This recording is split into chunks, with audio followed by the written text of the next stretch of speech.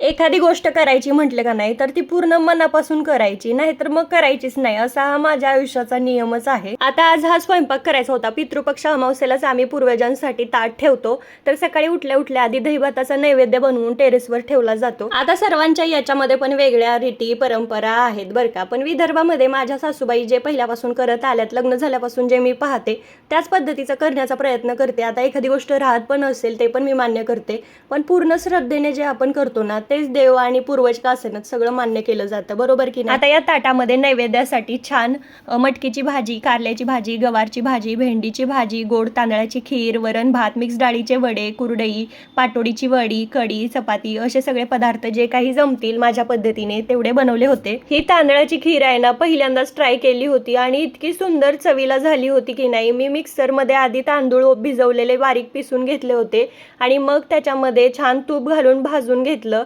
आणि मग दूध आणि साखर घातली, विलायची पूड घातली आणि छान मिक्स करून झाकून शिजवून दिली.